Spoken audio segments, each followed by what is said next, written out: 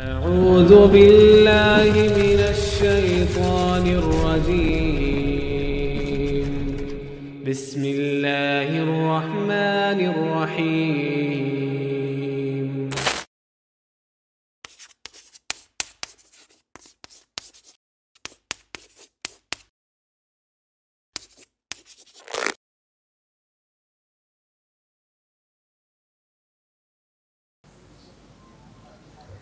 Assalamualaikum warahmatullahi wabarakatuh.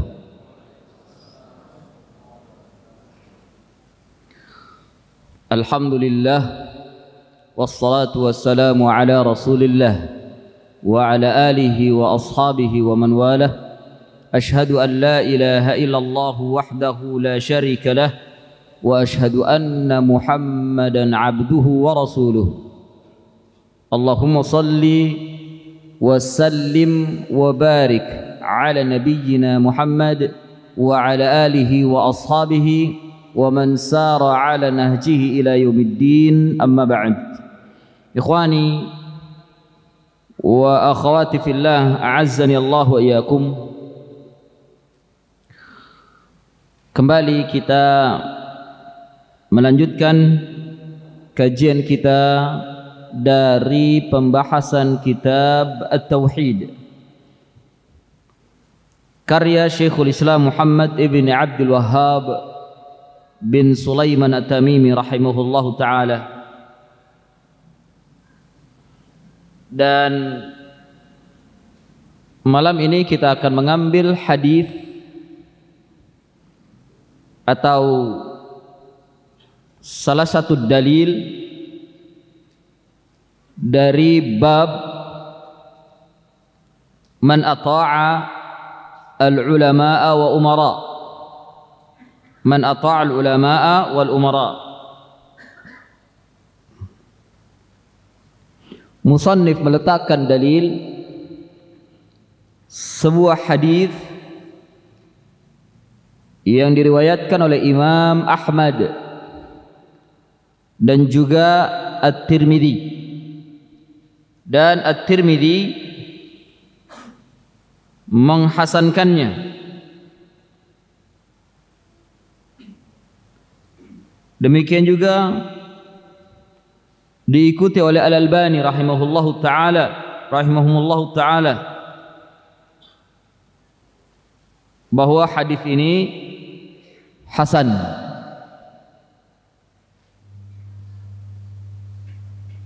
Dari sahabat Adi ibn Hatim.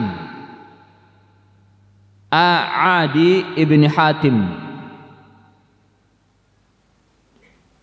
Adi bin Hatim ini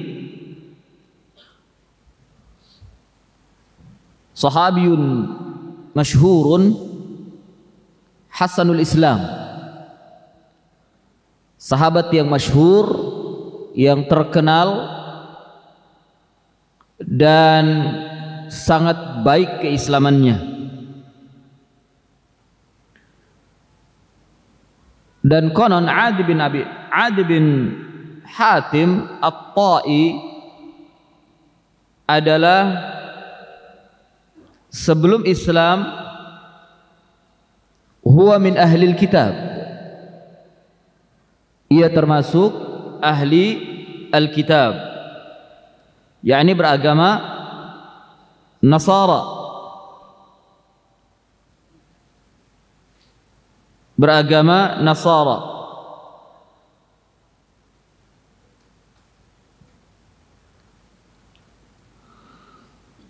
Dan dalam riwayat Tirmidzi disebutkan di sana,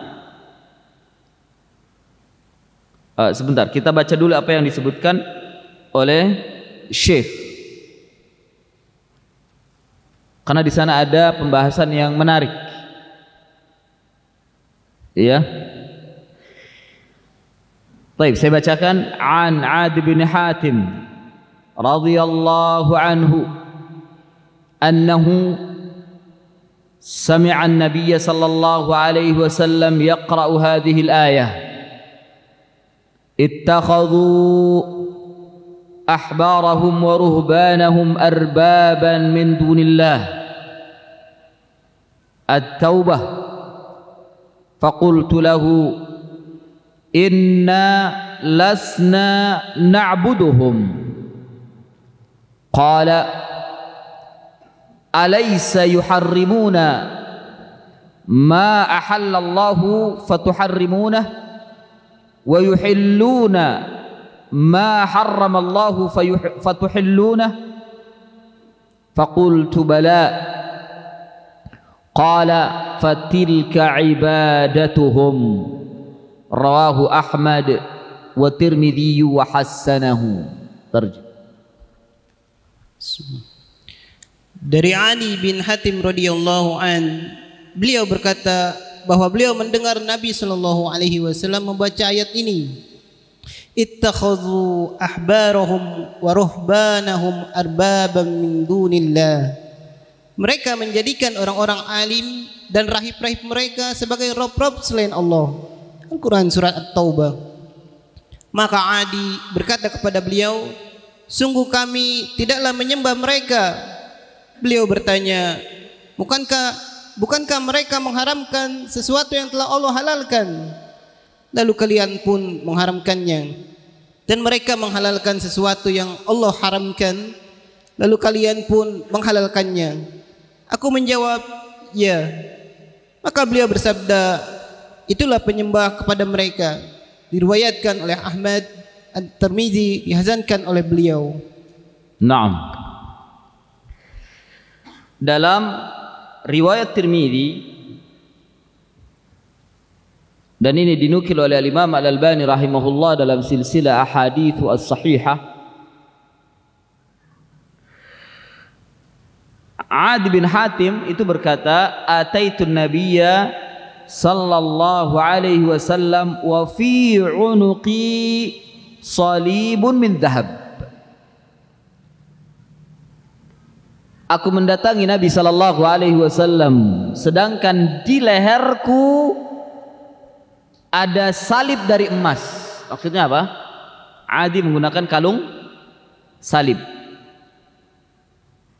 Faqala ya Adi itrah atau utrah, ya itrah hadha wathan. Wahai Adi, buang berhala itu. Ya itrah hadha alwathan, buang berhala itu. Wa sami'tuhu yaqra'u fi surati Bara'ah, ittakhadhu ahbarahum wa ruhbanahum arbaba min dunillah ila akhirih. Jadi di sini ada faedah bahwa orang-orang Nasara itu gemar menggunakan kalung salib yang dianggap oleh Nabi, bukan dianggap, tapi memang ditetapkan oleh Nabi itu berhala. Salib itu berhala. Kenapa dikatakan berhala? Karena mereka menyembahnya, bahkan mengagungkan sampai pada derajat Tuhan. Bukan orang yang disalibnya saja, salibnya, kayu salibnya itu diberhalakan oleh mereka, disembah, bahkan dijadikan simbol Nasara. Itu yang pertama. Yang kedua, berarti kalung salib itu sudah ada sejak zaman Nabi, bahkan sejak zaman jahiliyah, sebelum datangnya Islam. Kegemaran mereka menggunakan kalung salib itu sudah ada sejak zaman dahulu. Oleh karena itu, berdasarkan dengan ini, faidah yang ketiga bahwa Nasara zaman dahulu sama dengan Nasara zaman sekarang, sudah menuhankan salib. Karena kenapa kita katakan demikian? Karena Ada orang-orang zaman sekarang ini Muslim, dia mengatakan, oh Nasara dulu kan beda dengan Nasara sekarang. Loh, siapa bilang? Mana hujjah ente mengatakan bahwa Nasara dulu sama dengan tidak sama dengan Nasara sekarang? Hal ini dalam rangka untuk tidak membolehkan seorang laki-laki Muslim menikahi ahlul kitab. Padahal hukum asalnya boleh laki-laki Muslim menikah dengan wanita ahlul kitab, tapi tidak sebaliknya. Tidak sebaliknya maksudnya laki-laki ahlul kitab menikahi wanita Muslim, la yajuz. Tapi laki-laki Muslim boleh menikahi wanita ahlul kitab. Dahulu dan sekarang sama saja. Ya, sama saja. Hanya saja untuk mempersempit kaum muslimin dari kemurtadan, karena biasanya kalau sudah menikah kaum muslimin sekarang nih nggak bisa menjaga agamanya. Kalau dahulu pada zaman sahabat, mereka bisa menjaga agama, bahkan berusaha untuk istrinya yang ahlul kitab itu masuk dalam Islam. Tapi sekarang justru sebaliknya, nggak bisa menjaga kaum muslimin. Apalagi yang menikahi ahlul kitab jahil, bodoh, tidak mengerti din, tidak mengerti agama. Ya, maka para ulama memberikan syarat. Ada 2 syarat yang harus terpenuhi untuk bolehnya menikahi ahlul kitab. Yang pertama, dan ini yang membuat ya seperti menghalangi ya, padahal tidak, hanya syarat saja. Yang pertama, bila di lingkungan kita sudah tidak ada lagi muslimah. Fahadha muhal, ini tidak mungkin, pasti ada muslimah. Ya, bila di lingkungan kita tidak ada lagi muslimah dan terpaksa untuk menikahi ahlul kitab. Yang kedua, boleh menikahi mereka dengan catatan yang menikahinya itu adalah ahli ilmu. Dia berilmu, mengerti dinul Islam, bukan orang bodoh, bukan. Ini syarat untuk menikahi ahlul kitab. Tapi hukum asal menikahi ahlul kitab halal, boleh.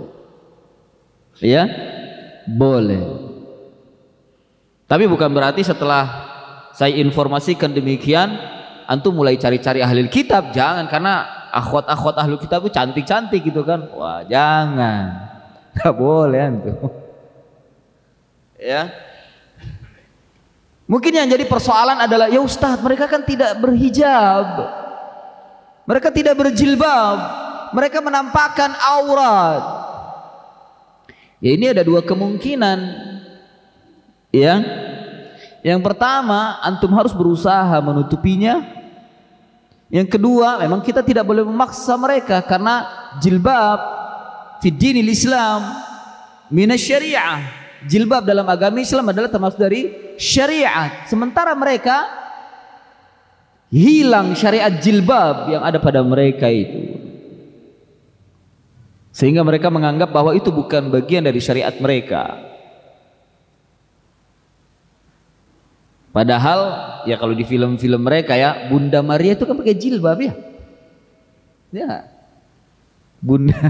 Bunda Maria pakai jilbab mereka. Atau antum lihat di patungnya aja, patungnya apa, jilbab ya. Mungkin meskipun berwarna-warni tapi jilbab.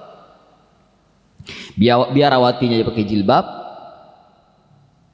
Iya, bahkan sampai kita dilarang menyerupai jilbabnya ahlul kitab.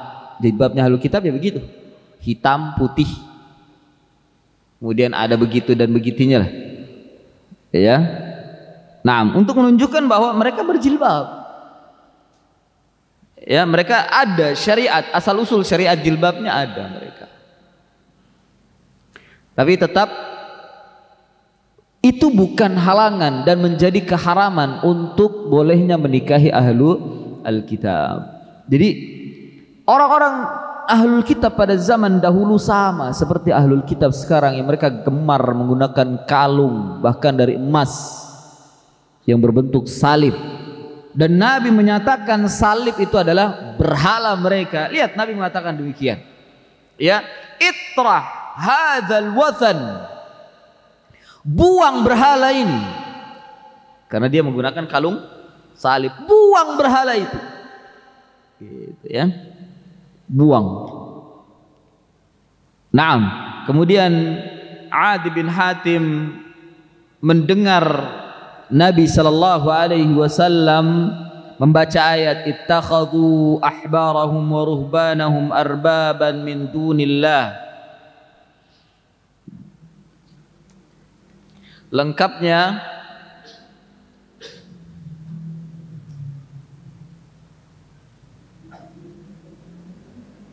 dalam surat At-Taubah surat ke-9 ayat 31.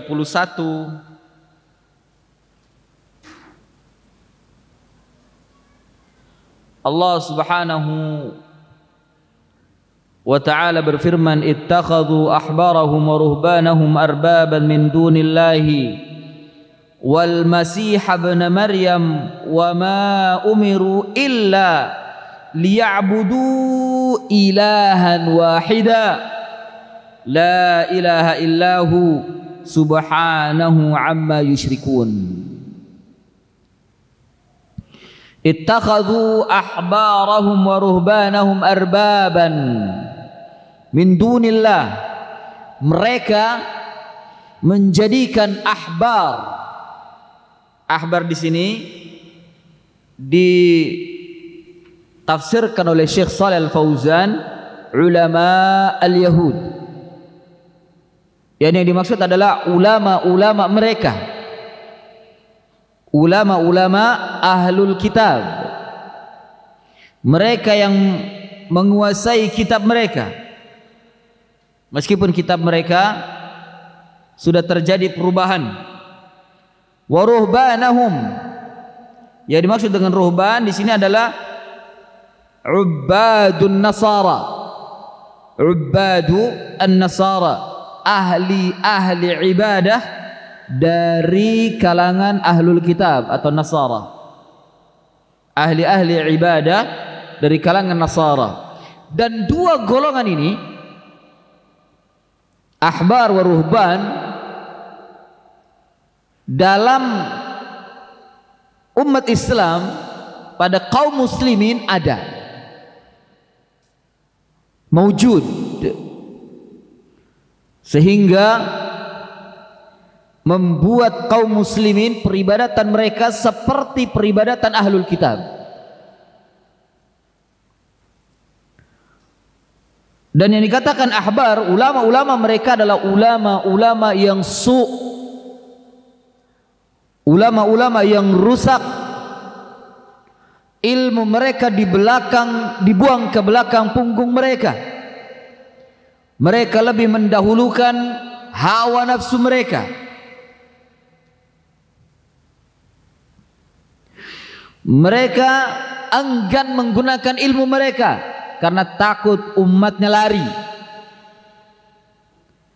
karena takut umatnya memusuhi mereka kalau seandainya disampaikan kebenaran kepada mereka, sehingga mereka sembunyikan atau mereka bersilat lidah bagaikan sapi mengunyah rumput,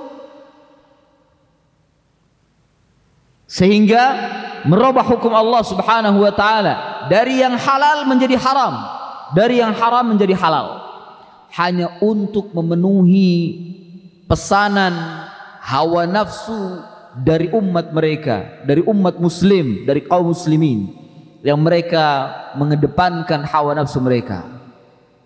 Ada yang seperti itu, ya.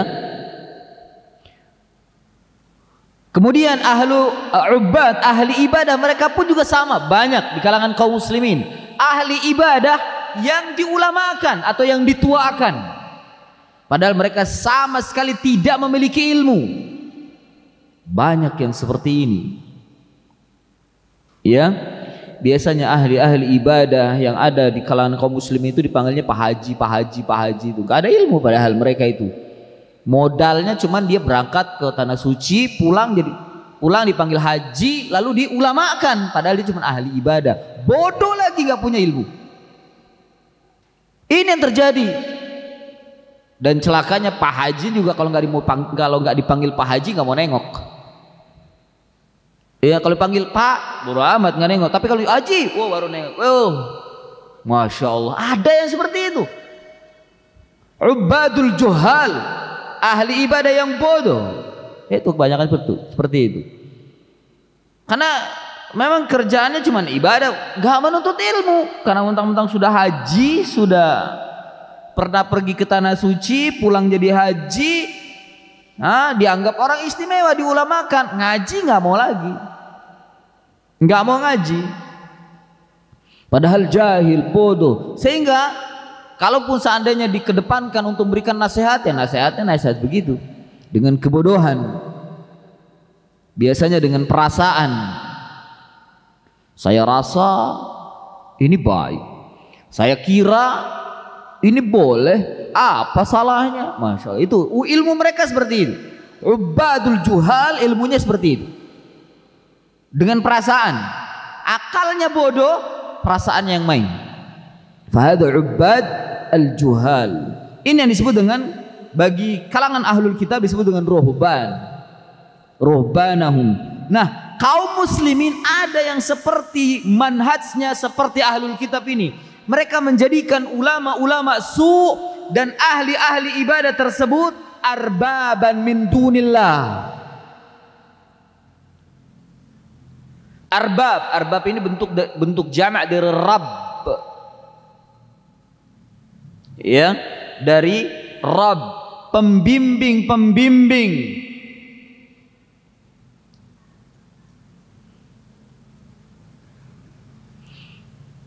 Dari kalangan kaum muslimin. Artinya di arbab ini diangkat menjadi tokoh, menjadi panutan, menjadi ikutan kaum muslimin. Ini disebut dengan arbab. Ditokohkan lalu disembah. Arbaban min dunillah, sesembahan selain daripada Allah. Ada yang seperti itu. Ya, ada yang seperti itu. Menjadikan ulama-ulama yang su dan para ahli ibadah yang bodoh dijadikan sesembahan selain Allah Subhanahu wa ta'ala. Dan penyembahannya, kita tidak melihat mereka sujud di hadapan ulama-ulama atau kiai-kiai, itu tidak. Ya, kita tidak melihat juga ahli kitab sujud di hadapan pendeta-pendeta mereka. Namun peribadatan mereka dijelaskan oleh Nabi sallallahu alaihi wasallam. Makanya Adi bin Hatim protes terhadap ayat ini. Protes artinya karena tidak seperti apa yang dialami, begitu ya. Faqultu lahu, lalu aku berkata kepadanya, inna lasna na'buduhum, sesungguhnya kami tidak menyembah mereka wahai Rasulullah. yakni tidak beribadah dengan cara kaifiat yang ada pada mereka dalam menyembah mereka. Qala, lalu Nabi SAW menjelaskan peribadatan mereka itu. Alaysa tuharrimuna ma ahallallahu fatuharrimuna? Bukankah kalian itu mengharamkan apa yang dihalalkan oleh Allah, lalu kalian mengharamkan, ikut mengharamkan?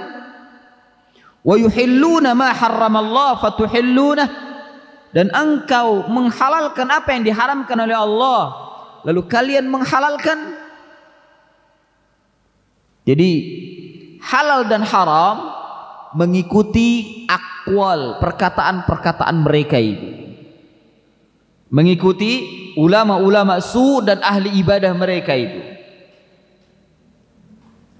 Adi bin Hatim mengatakan bala, qala fatilka ibadatuhum, itulah peribadatan mereka. Alangkah banyaknya kaum muslimin yang seperti ini. Ketika datang nas, datang dalil, teks secara tegas mengharamkan, kalimat tersebut dihadapkan atau dibawa ke ulama mereka atau ke kiai mereka atau ahli ibadah mereka. Nggak apa-apa ini hadis jangan seperti ini dipahami, jangan letterlek, jangan saklek lah, itu alasan mereka itu. Ya, jangan saklek lah, jangan munafik lah, dan seterusnya. Masya Allah. Bukan begini memahaminya. Kemudian mereka membodoh-bodohi padahal sendiri mereka nggak paham. Ya. Atau mereka memelintir dalil-dalil yang tegas untuk menghalalkan apa yang mereka lakukan.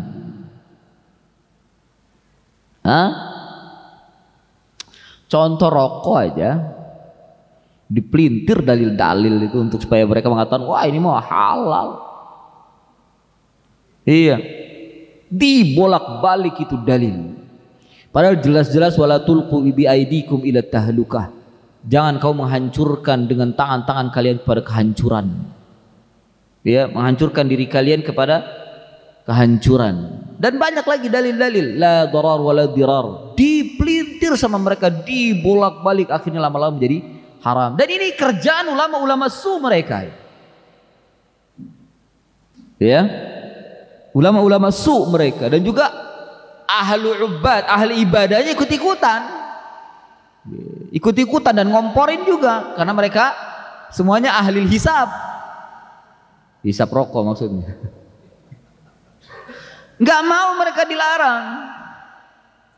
Enggak mau mereka dilarang. Masya Allah. Kemudian juga kalimat yang tegas, musik juga demikian. Ya, diputar-putar kemana-mana itu, bolak-balik mereka itu agar musik itu menjadi halal. Tadinya iya diharamkan, tapi diputar-putar dalil mereka itu, ya, sehingga menjadi halal. Dan yang melakukan ini adalah ulama-ulama mereka, karena mereka membawa teks-teks itu ke ulama-ulamanya. Nanti ketika ulamanya menghalalkan, enggak halal, bukan begini hadis ini atau dalil ini memahaminya begini, ya, halal. Akhirnya mereka menghalalkan, padahal teks nas secara tegas mengharamkan. Nasnya sahih, diriwayatkan yang sama-sama mereka pun mengakui kesahihannya dari Imam Bukhari. Ya. Satakunu ummati yastahilluna al-hirra wal harira wal khamra wal ma'azif. Tegas padahal kalimatnya, jelas kalimatnya, ma'azif. Akan datang umatku yang mereka akan menghalalkan. Artinya pada zaman Nabi itu diharamkan, akan menghalalkan al-hirra wal harira wal khamra wal ma'azif. Al-hirra yakni perzinahan, wal khamra khamar, wal harir sutra, wal ma'azif dan musik. Tegas padahal kalimatnya nyata. Dipelintir kemana-mana oleh mereka untuk menjadi halal. Alasan pakai tafsir apapun lah, metode tafsir yang tidak ada atau mungkin yang didatangkan dari ahli kitab, ya, itu. Ini yang terjadi, dan yang melakukan itu apa? Ulama-ulama mereka. Ulama-ulama mereka yang melakukan itu. Ya. Jadi mengharamkan apa yang dihalalkan oleh Allah dan menghalalkan apa yang diharamkan oleh Allah. Merubah hukum dari hukum Allah Subhanahu wa taala. Ini bentuk peribadatan. Nah, kalau kita seperti itu ya ikhwah, kaum muslimin seperti itu, tidak kembali kepada dalil, tidak merujuk kepada dalil, ya, atau kalau kita mendengar fatwa dan mengikuti fatwa tapi kita tidak mengetahui dalilnya, ini bahaya. Kita berada di jurang seperti ini. di jurang seperti akidahnya atau manhajnya ahlul kitab.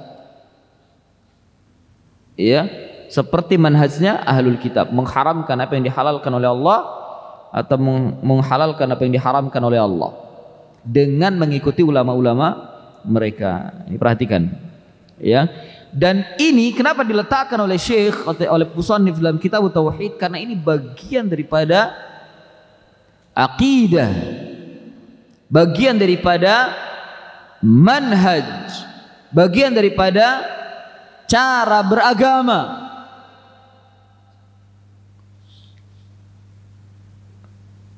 Sehingga dimasukkan oleh Syekh ke dalam kitab Tauhid. Nah, oleh karena itu orang yang bertauhid kepada Allah Subhanahu wa taala, dia tidak menyembah kepada ahbar wa ruhban, ulama-ulama dan juga ahli-ahli ibadah. Ya, mereka beribadah kepada Allah, menghalalkan apa yang dihalalkan oleh Allah, mengharamkan apa yang diharamkan oleh Allah. Meskipun banyak kaum muslimin yang menentangnya, ya, yang menentangnya.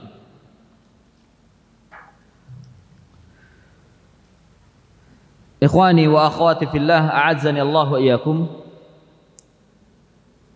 Mari kita baca makna secara mujmal apa yang dituturkan oleh Syekh Shalih Al-Fauzan hafizahullahu ta'ala pada kitab ini.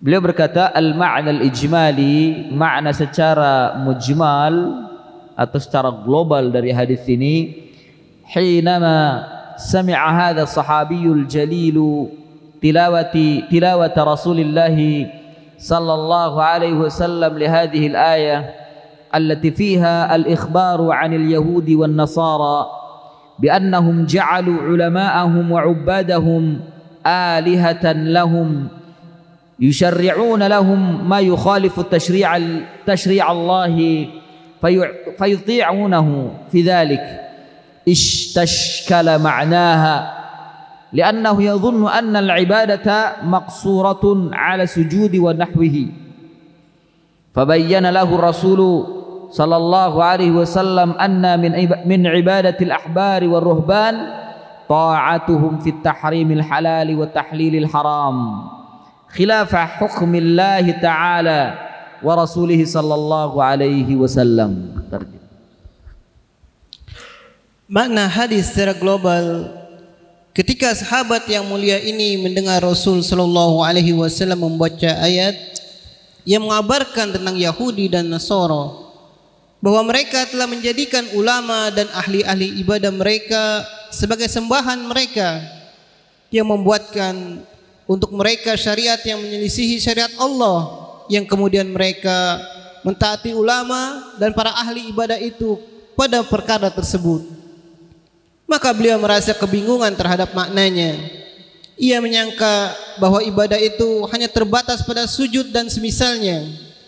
Maka Rasul sallallahu alaihi wasallam menjelaskan bahwa adalah termasuk ibadah kepada ulama dan para ahli ibadah tersebut kalau mentaati mereka dalam penghalalan yang haram dan pengharaman yang halal, menyelisihi hukum Allah Ta'ala dan Rasulnya sallallahu alaihi wasallam. Naam, alangkah samanya malam ini dengan malam kemarin. Artinya alangkah samanya pada zaman sekarang ini yang terjadi di kalangan kaum muslimin dengan ahlul kitab yang pernah didakwahkan dan diperangi oleh Nabi sallallahu alaihi wasallam, yang menjadikan ulama-ulama mereka sesembahan, mentaatinya seperti mentaati Allah Azza wa Jalla. Mereka menghalalkan apa yang diharamkan oleh Allah dan mengharamkan apa yang dihalalkan oleh Allah Subhanahu wa ta'ala. Sama.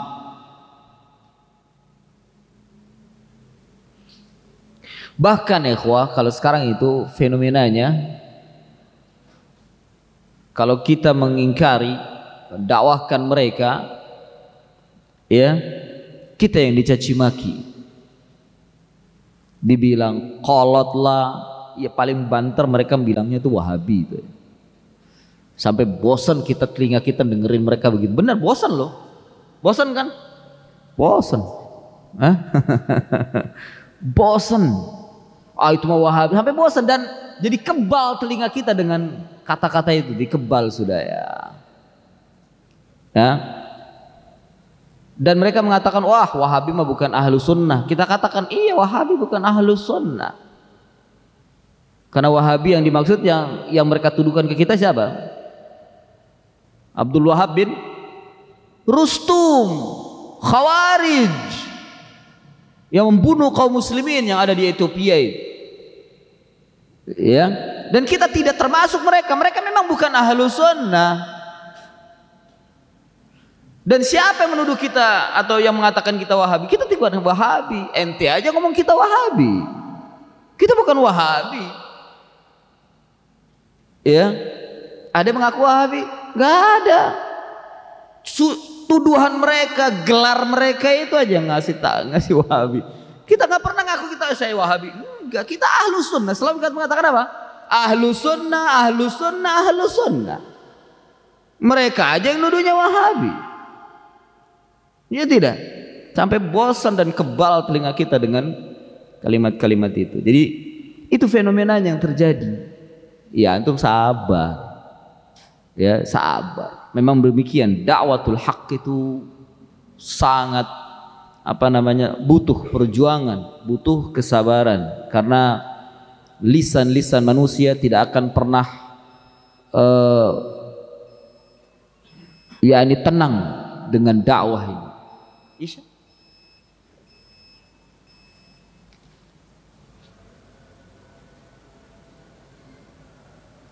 Naam. Ma yustafadu min al-hadithi, apa yang bisa diambil faedah dari hadis? Yang pertama, anna ta'atal ulama'i wa ghairihim min al-makhluqin fi taghyir ahkamillahi idza kana al-muti'u ya'rifu mukhalafatahum li syar'illah syirkun akbar. Bahwa mentaati ulama dan yang lainnya dari kalangan makhluk di dalam merubah hukum-hukum Allah, apabila yang mentaatinya itu yakni muridnya atau siapapun ya pengikutnya, yang mentaatinya itu mengetahui bahwa itu mukhalafatuhum li syar'illah, menyelisihi syariat Allah, ya menyelisihi syariat Allah, maka itu adalah syirkun akbar, syirik besar. Syirik besar bukan dosa besar lagi ya ikhwah. Syirik besar ini sudah mengeluarkan pelakunya dari Islam, sudah murtad tanpa terasa, ya sudah keluar dari Islam tanpa terasa. Jadi mentaati ulama, apalagi ulama-ulama dalam rangka merubah hukum Allah, ini adalah syirkul akbar, ya syirkul akbar. Makanya kita harus berilmu ya ikhwah, harus berilmu supaya enggak sembarangin mentaati ulama. Harus belajar supaya bisa melihat mana ulama yang benar, mana ulama yang rusak, mana ulama yang membawa kepada kesesatan, mana ulama yang membawa kepada al-haq. Harus berilmu supaya kita tidak terjebak ke dalam ini syirkul akbar, mentaati mereka dengan cara membabi buta, apalagi dalam rangka menghalalkan dan mengharamkan atau membolak-balik merubah hukum Allah Subhanahu wa taala. Yang kedua, anna at-tahlila wa at-tahrima haqqun lillahi ta'ala. Bahwa penghalalan dan pengharaman adalah hak Allah Ta'ala. Makhluk tidak berhak untuk menentukan hukum Allah. Tidak berhak. Makanya para ulama meletakkan kaidah atau metode di dalam memahami nas atau dalil, sehingga kita bisa melihat bagaimana hukum-hukum dalam Islam yang terdapat dalam dalil. Iya. Seperti adanya al-amru dalilun 'ala al-wujub, an-nahi dalilun 'ala at-tahrim. Ini harus kita ketahui supaya kita mengerti dan tahu dalil itu bicara apa. Apakah ini mengharamkan ataukah menghalalkan? Sehingga kita tidak bergantung secara mutlak kepada para ulama. Biarkan ulama jadikan sebagai pembimbing saja, bukan sebagai penetapan hukum, tidak. Naam, kita belajar harus dengan guru, dengan ulama. Tapi jadikan pembimbing, jangan jadikan Tuhan untuk disembah dalam rangka penghalalan dan pengharaman, membolak-balik atau merubah hukum Allah Subhanahu wa taala. Jangan, tapi jadikan mereka pembimbing, mengajari kita bagaimana kita beragama dengan baik dan benar, bagaimana kita memahami Al-Qur'an dan Sunnah dengan baik dan benar. Jangan disembah sampai pada derajat Tuhan seperti tadi. Ya, karena penghalalan dan pengharaman hanya hak Allah Subhanahu wa taala, bukan yang lainnya. Dan makhluk yang diizinkan untuk menetapkan hukum hanya Rasulullah sallallahu alaihi wasallam. Itu pun dengan bimbingan wahyu yang datang dari Allah Subhanahu wa taala. Yang ketiga, faedah dari hadis ini, bayanun lin naw'in min anwa'i syirk wa huwa syirku ta'ah.